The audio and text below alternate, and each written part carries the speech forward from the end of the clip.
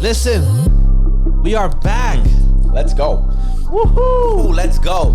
We are Let's back. go. Episode 3, baby. Mr. Abyss. Another one. Who are you? Another one. My name is Jose Gonzalez, a.k.a. Jose the Mighty, a.k.a. Man with the Hand, Yeah. a.k.a. Gonzo, a.k.a. Man of God, a.k.a. Not Raymond Rivera, a.k.a. the man from Brooklyn, New York. Ooh. And this is... My name is Raymond Rivera, a.k.a. Skillfully Cut, a.k.a. Hombre de God, a.k.a. Yes, I sent you, a.k.a. Mr. Saved by Grace, a.k.a. We Love Jesus, a.k.a. Wow, a.k.a. Mr. Abyss. Let's We are go. back, baby. You Episode already know. 3. We are ready. Episode 3. Episode 3, we're finally here. It's been a ride. It's been a roller coaster ride. Man, it has just been a learning process this entire time. But we're excited. we're excited. We're excited every single episode because it just keeps getting better. Right. Well, every episode we kind of reflect, look back on it, and be like, man, where can we improve on this stuff? And every week we have new ideas and just try different things out. And it has been a roller coaster, like my co-host said. It's been fun. It's been it's been good. It's been exhausting. Yeah, man. Listen, setting all this up takes a lot of work and a lot of sweat. But we're here. We are here, ready to bring you some content. Right. Like he said, this is not easy. Like today, we were like in the process of everything by like 6:30 this morning. So we're trying to try different times out. We usually record mid to late afternoon, and this time we said, what if we do it in the early morning? Like what? Let's see what that turns out to be like. And here we are, early in the morning, ready to podcast it up. Yeah, because we like you said, we look back on it and see what could we do better, and then just come back and do it, and that's what we did. So we're excited for the episode. Thank you for tuning in. If you're listening to this right now on all audio platforms, and if you're not on audio platforms, go check us out on YouTube because you don't want to miss one. Oh my God! Yeah, listen. That's 2 weeks in a row. Like if you didn't see last week and saw his seven backflips, and because you're just listening on audio, and now is the time. You did it again. All right, you ran on my walls just now. Like it was insane. You know, I just levitated. So don't miss out. Nah, absolutely. That's the whole moral of this thing. That's it. I mean? It's just that simple. Listen, man. We've been enjoying a lot of stuff that's been going on in the news lately. The good and the bad concerning Mr. Trump. A lot of people hate him. A lot of people love him. But how about somebody new? We got somebody running for president. Ooh, I think I know exactly who you're talking about. We got Mr. Kanye West running for president. What? Woo. An interesting saga that has been.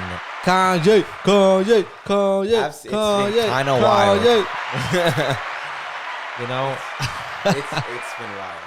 It's a pretty interesting topic. You know, Kanye running for president. I mean, when you first hear it, I was just like, wow. Yeah, right.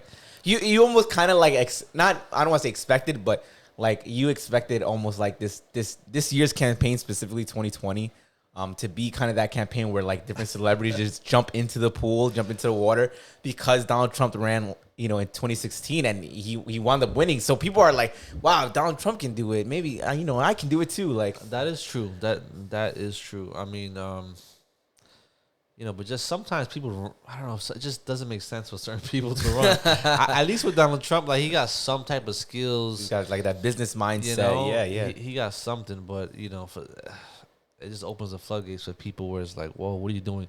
And when it comes to Kanye West, listen, I respect him for a lot of reasons. Listen, he's good with clothing, with design. Those Yeezys, baby. With music. Yeah. He's a genius. And sometimes geniuses go through a lot of different things, mental breakdowns, and a bunch of geniuses went through a bunch of, disorders or whatever you want to call it. But he's running for president. Right. I don't know if you guys seen his rally, in South Carolina. Yeah, that was that was another pretty interesting. And a lot of controversy rose up from that. But it was interesting to say the least. If you haven't seen it, you go check it out. Yeah, absolutely. But he pretty much broke down. Right. Yeah. He pretty much broke down part of it. It was just really strange. it was like it was I don't know painful to watch. Like, you know what I'm saying? Like, it legitimately like pained me to see him going through what going through that. You know, but it's just so crazy, man, because some people was even fighting for him in the sense of saying, like, "Oh, this is what he was trying to say." I see, yeah, you know, and I understood a lot of the points that they were saying, that they were, I guess, saying for him. Like, oh, he was trying to say this, but just the way he says it was like, you know, who did he talk about? What did he say about what was her name? Harriet Tubman. Yeah, he was like, Harriet Tubman just free the blacks from this white people to another white people, and just made them work for other, you know. But there was a lot of people who tried to say, like, this is what he was trying to say. So maybe it's his delivery is just off a bit. Yeah, I mean, so in some cases, the biggest thing I think from that whole thing is just that, like, so it's not like brand new news that Kanye suffers from mental health issues, right? He was like involuntarily hospitalized, I think, in 2016, and was diagnosed with bipolar disorder. So this is not brand new news. Yeah. And like, so what he was displaying when he was at that rally was like, you know, common to his manic episodes. Like he like a lot of people were saying, like, yo, Kanye is going through a manic episode, and we're all witnessing it live. You know, we're all witnessing it in person. And this is what it looks like. Which is why, like, it pained me to see it, like, to see him up there, you know, break down in front of all those people, you know, him saying things like off the handle. It was just like a form, you know, his manic, you know, the bipolar disorder coming out, manifesting, you know, in front of all those people. And I don't know, man. It's just it's a tough topic because then you're like, okay, I mean, listen, he has the right to run. I mean, as long as you meet whatever qualifications it is that they say, I guess you have the right to run. It's just, I'm just thinking, like, can he be successful at it? You know, I mean, having these disorders, like, it's just tough for me because knowing that our president have to make some really tough, difficult decisions. I feel like, you know, your mind got to be there at all times. What, you know, he just did the whole episode, you know, talking about his wife and. You know, she did this and she did that. Which he apologized for. You know, he apologized for it, but the point is that he did it. And it was like, no, I feel you. You know, and you know, I feel like presidents need to be of sound mind. You know, no, I they feel have you. To make the most largest decisions. Some people say the president is like the most powerful man in the world, right? Because he's the one who's in charge of the nuclear codes, right? If he wants to launch it, it's not a congressional decision, right? He doesn't have to go to the Congress before Congress to launch nukes. He just does it. He carries the black, you know, the football, as they say. So he, you know, I feel you on that. Can Kanye West run for president? I mean, I personally I wouldn't vote for him, but you know, that's not neither here nor there. But again, I think like the biggest takeaway of that rally, or just the entire saga that followed it, with the tweets, you know, that he was spitting off on Twitter, with this whole thing with Kim. It just, again, it shines light on that, like, that bipolar disorder, and like how it's actually really sad, like, because the internet kind of made fun of him OD about it. Like, that's just what they do. Him. Right? Again, the internet is the wild wild west, and it is just it can be a very terrible place, like, unfortunately. But you know, it's just, again, that disorder, you know, it just manifested, and it was just a very sad thing. And I hope, you know, he gets help. I hope he gets back on, you know, some people were saying he was on his medication and stuff like that. If he wasn't, I hope he's back on his medication. I hope he finds help. You know what I'm saying? Like, I hope there's people around him praying for him, you know, I mean, for it's his mental health and stuff like that. And if you think about the full picture, the whole picture of Kanye, I don't know. Like, I understand people have different opinions, but I think it's kind of a good one if you really think about his whole life. And you know, he started off normal, just like a regular rapper, you know, nothing too special about him, you know, and then he just got real famous, and his mother passed away, right, and that kind of really, he was never the same after that, really changed him. So he went through a lot of different things, but even through all those things, he still accomplished what he wanted to accomplish. Right. Nah, he's very, no one can take it away from him. He's successful. No one can take that away from him at all, you know? You know,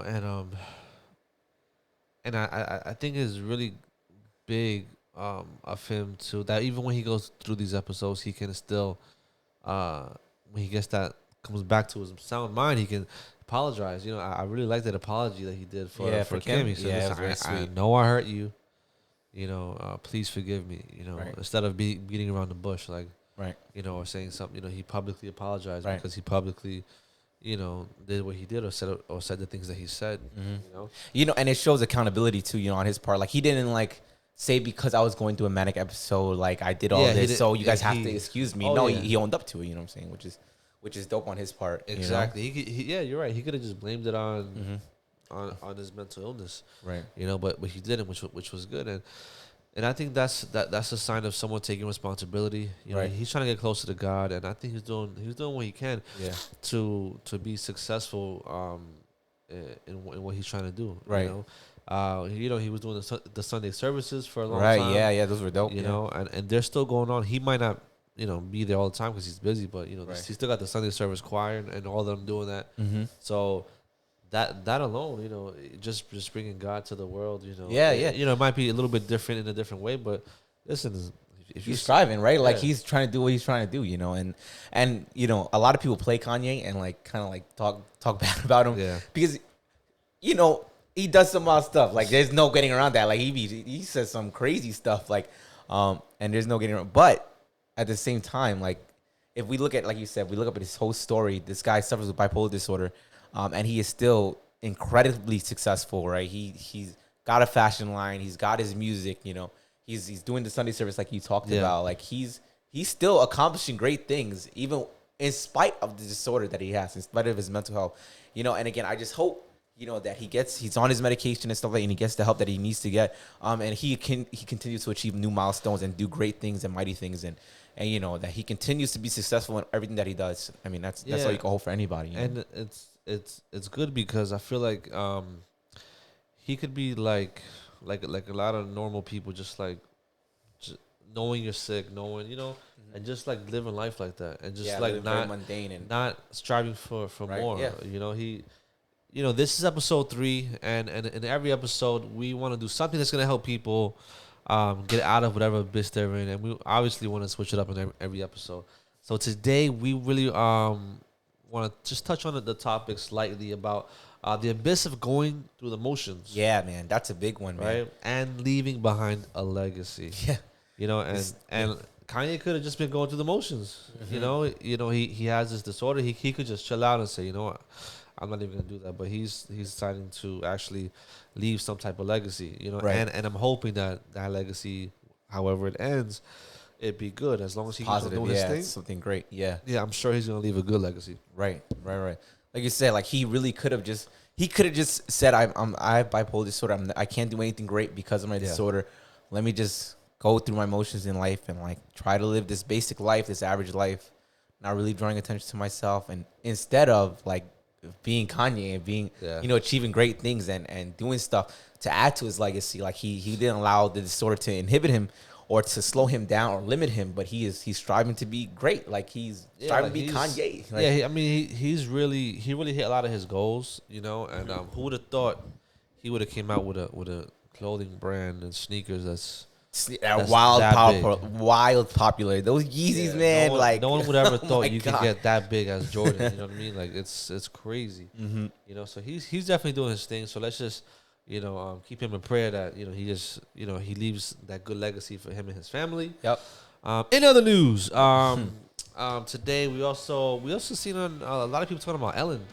Oh my God! A lot of people talking about Ellen, about how the workplace is toxic and stuff like that. Listen, to be honest, I don't know. I didn't see a bunch of things about it. Right.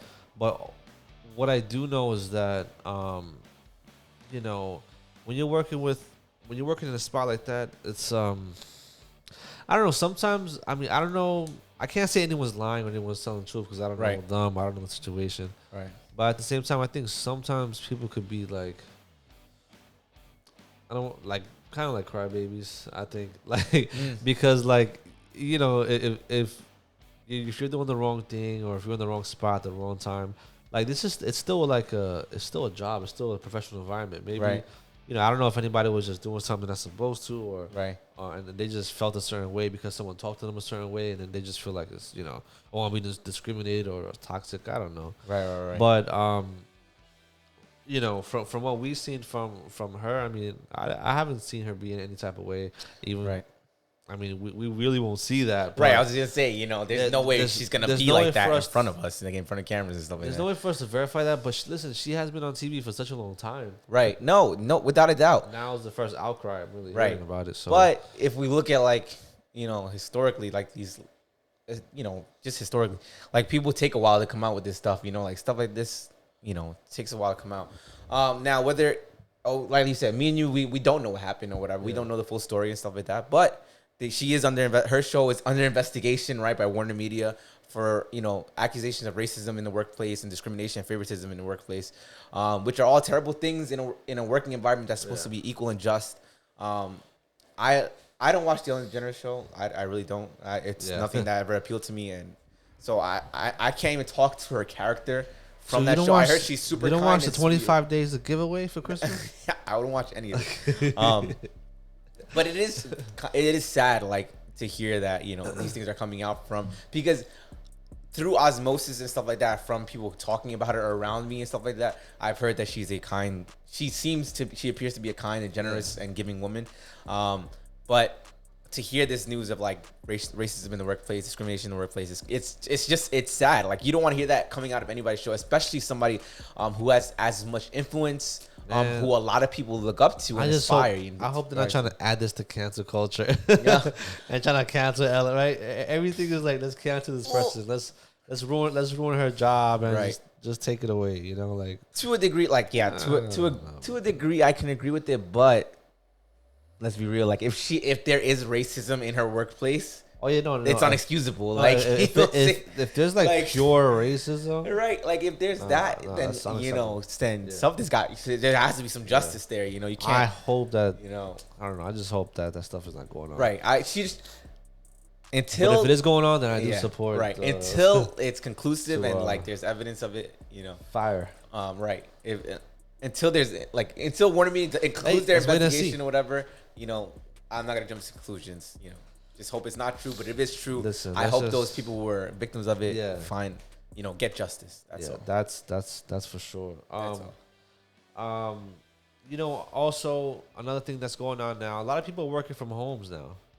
In their jobs. Man, COVID's changing. COVID changed up the world. So a lot of people working from home, and I was thinking about it, and I'm sure like a lot of jobs they're gonna actually stick to it. At least like a percentage of jobs are gonna be like, you know what? Let's keep like 30% home, because I mean, it just makes sense. Everyone's literally doing a job from home like successfully, like this. Right. I don't see any issues. Like, I think Google is like giving their employees like I don't know if it's a stipend or a bonus to purchase like certain things that they need so they can continue to work at home. Wow. I think a bunch of companies are understanding the value of having employees work from home. Like, you only kind of need a facility to train the employee, all together, and then be like, all right, guys, now you're going to go home with this stuff and you're going to work at home. And it saves companies thousands a month, right? You don't have to rent a space anymore or lease a building. Like, you're good to go. Like, you know what I'm saying? Yep. Which is why it kind of makes sense. I mean, if you got a space at home, and if because not everyone's, the other thing is too, they can't, there has to be only a percentage, because you can't also discriminate on somebody if they can't work from home. Right. Because some people, they can't. They live in like one little room, or what if there's too many people in their house? Right. So, hopefully a job is not going to be like, well, you can't work from home, then you can't work for us. That one's a little bit tricky, because companies are like private, so they can establish whatever rules and regulations they want. And that'll suck though. It would suck. Like, it would suck. But a company can just really be like, you can't work from home, then maybe you shouldn't consider working for us. Like, maybe you should look elsewhere. Which is, I feel like the bigger companies won't. They probably can't do that. Right? Or they could. They're private. As long as it's a private company, if you are the owner of a company, the government can't tell you technically how to run your business, or the government shouldn't tell you how to run your own business. If you guys didn't know that, but when you get, I feel like when you get the pressure of the people, and it's like, that's different. I mean, if a company wants to fold to the pressure of the people, which the company, small business owners, you guys shouldn't fall to the pressure of the people because you got to run your business how you want to run your business. But exactly. You know, for the most part, I guess you need to like go out and statistically do a survey and be like, do you enjoy working from home? Yes or no? Everybody I've heard from that's working from home likes working from home. Yeah, most people. But also the people I've asked don't have 7 kids or 7, 8 kids running around the house. Yeah, you know, I'm sure that's incredibly distracting. Or you know, as a single mother who has to work from home and has to try to homeschool their kid at the same time because kids aren't in school yet. You know, what I'm saying? At least in New York City. I don't know how you guys in other states is going about it right now, but in New York City, kids aren't in school. Like I've heard some single people like not like it just because. Oh yeah, like that social aspect. Yeah, the social. To be that's with other people. That's also very true. Because I mean, a lot of times people have fun at work. Yeah, you go to work, you have fun. Like you know, you work sometimes and you talk to them. Yeah, you build. That's how you build like like that nice closeness with your coworkers and stuff like that. No, there's some jobs where you have fun, you have a good time. Yeah, you know? I remember working at AT&T a couple years back. I loved working at AT&T. Yeah, I loved my coworkers. They were the bomb. You know, even my current job. I mean, I love my coworkers and all that. But just like AT&T kind of specific because it was almost an office job. It was like in a retail store where we hung out. But it was mad cool. It was dope. Something to drink and they bring you back some Dunkin' Donuts. Right. Yeah. You build like these friendships that last a long time. You know, I still have, for the most part, everybody who I worked at AT&T, I still have them. You know, we still are in communication. We're on Instagram and stuff like that. So I feel like people who are going to start working from home are going to miss working at an office, at a spot, at a space, yeah. Even if it's a spot you didn't like before, I feel like you're gonna miss it eventually. Like right, like there's no conversations around the water cooler, the water fountain or whatever. It's like that. I mean, but it has. I can see the social aspect being kind of a drag, but I mean, it has its pros and cons. Right, with everything, like with everything. Mm-hmm. But going through all this crazy stuff, if you want, you could let them know a little bit about what's going on. As far as, unemployment, relief. Oh, yeah. So, good news stuff. Today, Monday the 28th, July 28th, the Senate came out with their proposition as far as the COVID relief going forward. So, the Democrats, the House has the CARES Act. Yeah. And of course, right, the Senate, which is Republican run, could not have the same name. And you're like, can't, So, theirs is called the HEALS Act, saying... and heals, right? We gotta heal America, baby. So what that kind of entails is it's gonna be very similar as far as the $1,200 per individual. Same qualifications. Check. I think it was like if you made less than $78,000. Check, baby. Or if you're a married couple and you if you guys made less than $150,000 together, you would receive $1,200 per. That's you. And then the dependent. The dependent would still be the same. I think it's $500 per dependent, but they also, I think, increased the age. I think the last one, if it was 17 and under, and now if you have adult dependents, you know what I'm saying, you can still receive money for them too, which is dope because you don't want to exclude anybody who has, children who are, with any type of disability still living at home and stuff like that. So they're trying to improve. Right. That's dope. Okay. As far as unemployment though, they're gonna decrease. From the $600 federal bonus to the $200, it's gonna go down to $200, which I understand the reasoning, right? They want to encourage people to go back to work. Yeah. Let me tell you something. Like I know people who were on this unemployment were making way more on unemployment than they were working their regular job. So decreasing it to $200, I understand it. It will, like, I can see at least how it would encourage people to get back to work, get back into the swing of things. Unfortunately, when you come out with solutions like this, it's not going to be it. You want it to kind of cover all, but it's not going to cover all. Like there's some people who needed that 600 who are going to be affected if it goes down to 200. And for those guys, I feel very bad for it. And I pray that, that they find some type of employment so they don't have to be dependent on unemployment any longer. And then you have the Democrat side, which is same thing, $1,200, right? Yep. $2,400 for married couples, and the dependent bonus was still like I think $500. They want to keep it at $600, And they also, which is interesting, is they want to hand out that hazardous pay for essential workers during the whole pandemic that's been going on. So if you are an essential worker, you'd receive some extra money from the government. Yeah, right. It's kind of nice. Makes sense, yeah. So then that's the House's side. So nothing is set in stone, obviously, because they still have to talk and vote on it and approve it. But this is what they're thinking. But this is right. Both sides, rough blueprint, rough draft of everything, and hopefully they have a discussion and come out with a solution soon, because the federal unemployment has run out.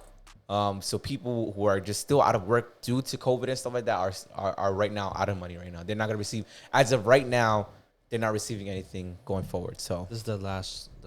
Yeah, this was the last week. Yeah. So hopefully, God willing, something comes out by the first week of August, and people. But the regular unemployment, I think, is still going on. Yeah, that's a federal. That's never going to. I mean, it runs out eventually, right? You can't be on unemployment forever, but for now, it is what it is. So hopefully by August, first week of August, we have something solid and something in the works. So. And listen, with all this money some people are getting, I hope you're not just going through the motions. And, man, like just staying home, just racking up money and having a good time. I mean. Right. I mean, you could do that. I mean, you could do that for one time, but like, you have an opportunity to do something with that money, to save the money, to pay your debt. Which is what you should be like. Yes. I mean, I don't want to say what you should be doing with your money, but listen, like this is not. It's not indefinite. Like, it's not forever. You should be building a nest egg. You should be building a nest. You know what I'm saying? Like, having some money in the reserve. They say a good rule of thumb is to have 6 months of whatever your bills are saved up in the bank. Because God forbid you lose your job, you don't have to worry immediately. You have 6 months of reserves, in the bank account or whatever. So don't be crazy and be getting a new TV, man, every week for each room. There's some people who are getting paid more than double than what they used to get paid at work, yeah. And that's a lot of money. Right. That's exciting. That excites you, and you go, man, I can I can pay my bills and do more stuff. Like, and I get it. I get the excitement. I totally understand. But at the same time, be responsible. You know what I'm saying? Don't just take it and waste it, because unfortunately, like, there's people who are gonna, like, once unemployment ends, they have nothing in the bank account. You know what I'm saying? And not because their bills were so much, but because they spent it on things. They spent it on, man, like, it's so crazy because this episode's about the abyss of going through the emotions and leaving behind a legacy, man. Like, this time in 2020, while you're getting this money, you had an opportunity to at least start something. You had the opportunity to at least begin your legacy if you didn't have any success in finance or in your financial situation. You could have took advantage of that, and if you weren't working, you qualify for that unemployment money, and you could have did something with it. Yeah, no, without a doubt. And I hope you wasn't going through the motions with that, because you might have lost out. Yeah, big opportunity missed. I mean, you might be in luck because they might extend it, and this might be a wake-up call and be like, okay, for the first half of 2020, I kind of like played around with that unemployment money or that extra money the government's giving me. But now for the latter half, I'm gonna do something and save it and or invest it in something. So, for sure, man. I mean, that's what I'm doing. I'm trying to take whatever money I got and invest it. But actually, I wanted to have a podcast. We are gonna have an episode on finance. Yeah, for sure. Yeah, we're gonna bring somebody in and dive deeper on finance. I actually have the person's name. His name is Mark Negron. Okay. And I want to get him in here so we could talk to him. Yeah, so he can tell us a little bit more about what we can do better, how we can be more responsible, good stewards with our money, and any other tricks or anything he wants to tell us about his business and how he can help us do better. Hopefully we could get him in here soon. Concord Finance. Are you struggling in the abyss of poverty, money management, and bad credit? We'll help conquer those barriers and create a freedom mindset today. But we'll definitely have him here so we can learn a little bit more. Right, dive a little deeper. So, building a legacy. I want to read you guys something real quick that we saw, which was pretty sad. That there was a pastor. Let me see. There was actually a pastor from a Baptist church that one of his last preachings that he preached about was let me see, in Psalm 72, and about poor man's distress or something like that, which is crazy because his last days of living was he stopped in his car with a friend, and he helped someone on the road. His car was on fire. Right. And a semi truck after that came and actually killed him. The guy in the car who was caught on fire actually lived. Right. And this pastor actually passed away. Oh man. It's a very sad story. He left behind a wife and 4 kids.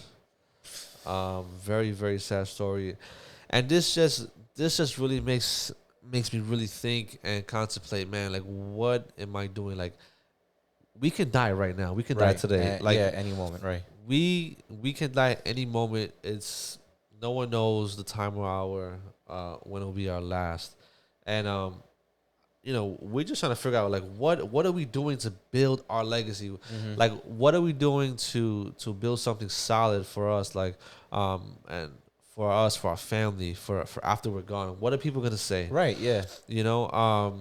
Are we just being nonchalant? Are we just going through the motions? A lot of us are going through the motions, but the thing about it is, it's the abyss because we're stuck in that. We're going through the motions of every day. We're not doing nothing for ourselves. We're not thinking about our future. Right. We're just stuck in the motions. What are we doing to make the legacy? Right. Now that's huge, right? Because I feel like so often, and it's not like a weird thing to just be caught up in the motions, right? To just be going about your day, day by day by day. Like a day turns into a week turns into a month turns into a year, and years turn into decades, right? Yes. And we live in these routines and going through motion and never really thinking about the greater picture. Exactly. Thinking about, like, man, what are people gonna say about me when I'm gone? Like, what legacy am I leaving behind? Will people say that I was a generous man? Will people say that I was a God-fearing man? Was I charitable? Was I kind? Like, you want to leave a legacy of something that people can look at and be inspired by, and Exactly. and want to do great things because they can look at your life story and be like, man, he achieved great things. He did this and that, and because he did that, I know I can do that. Like, I want, when my kids, when I pass, or whatever the case is, I want my kids to be proud of their dad, and I have one baby on the way right now. Ooh, let's go. One baby. When Mia grows up, and I want her to know that her dad was a God-fearing man, Exactly. a charitable man, a giving man, a kind man. And when we live in going through motions, we kind of forget the bigger pictures and stop, striving to do things that impact others and impact the people around us. We just go, wake up, go to work, come out of work, sit down on the couch, watch TV, play with the kids for a little bit, go to sleep, repeat. Instead of routine. taking those times that you have, that free time, and investing it into a greater picture, investing it into maybe that small business that you've been thinking about, or investing in doing some research into charities that support a cause that you support, taking that free time to visit some people that you've lost, stop communication with, all this because, at the end of the day, like, what are you going to be remembered by? Exactly. Are you going to be extraordinary, or are you just going to be a face in the background and you just die ordinary? You know what I'm saying? Exactly. You want to break free of going through motions, man. Like, if you have been going through motions for whatever amount of time, and let this be your wake-up call that you can achieve great and mighty things, that, you can leave a legacy. A legacy isn't just, for quote-unquote great people. A legacy is for everybody, right? No matter what you do, you're going to leave some type of legacy, right? It's not that you're automatically going to leave a legacy. So why don't you make that legacy something excellent? Why don't you make that legacy something great and positive so that people can reflect on your life, and say, man, that so-and-so was a great person. Like, so-and-so was charitable. So-and-so was kind. So-and-so was full of positive energy, inspired others, and makes me want to do great things. So again, like, just shake yourself loose of those motions. Like, examine your life and understand, like, man, maybe I have been going through those motions, and now it's time to wake up, and now it's time to start investing and start doing, things that are gonna, positively affect those around me. And so that when my time comes, people look at my legacy and say, this person was genuinely a great person. Like she was awesome. Like they're one of a kind, 1 in a million type of person. So yeah, and it's awesome because this pastor he's actually was a church planter. So he went around planting churches, which is really good. He's gonna be remembered greatly. Right. And who knows what's gonna happen to the other topics we talked about as far as Ellen. If let's say she's treating her people that way, or her people is treating the workers that way, right? Hopefully it's a wake up call, and she can change because literally all the good that you do can be tarnished. Blotted out. Yep. Can be tarnished by one act of anything bad. Right. If someone finds out you did something horrible, everything you did in your past is going to be erased and tarnished. Look what happened to a lot of people. Bill Cosby, a lot of people, man. Just like amazing accomplishments and everything tarnished in the split of a second. Right. So take this time, like he said, to examine what you're doing. Right. So because right now you might be hearing and say, "Wow, I am going through the motions. I'm not doing nothing special. I'm not taking no initiative. I'm not. I'm not reaching my potential." Right now, you have a potential to do better. You have a potential to do more, and we hope that you actually use this to actually go for it. Right. Where in your job, like you could be moving up. Right. Whatever you're doing, you could be doing it better. So we hope that you take this encouragement, and you use it to get out of that emotion and to leave and to think more about the legacy that you're going to leave behind. And I think you said something mad important, bro. Like, you have potential. Like, don't doubt it. You have potential no matter what. Yo, if you're killing it right now, wherever you're doing, and you're killing it, keep killing it. Like, keep being excellent. If you're not killing it right now, you have potential to be killing it. Like, you have potential to be great. Like, don't let anyone tell you otherwise. I, Jose Gonzalez, and my co-host Raymond Rivera are telling you have potential. Like, if no one else is telling you that, got it.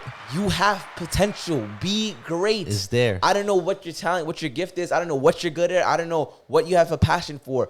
Whatever it is, go out and kill it. Like, do it. Do great things. Be excellent. I want to read your name in the paper one day. Like, this person did it. Like, they absolutely crushed it. Like, whatever it is, man, be excellent. Be great. That's it, man. Stop going through the motions and leave a legacy. Thank you so much, guys, for watching episode number 3. Thank you. I'm Raymond Rivera. Jose Gonzalez. And until next time, episode 4, stay tuned. Thank you so much. God bless. Miss the Abyss, baby. Miss the Abyss. Yeah. Listen. Miss the Abyss, yeah. Miss the Abyss, going this way, going that way. You know I don't miss. Oof. Miss the Abyss, Miss the Abyss, going this way, going that way. You know we don't miss. Got on my side, yeah. Got on my side. Keep it that's going. All right. Keeping it going. Peace. Yeah, right here. Balloon.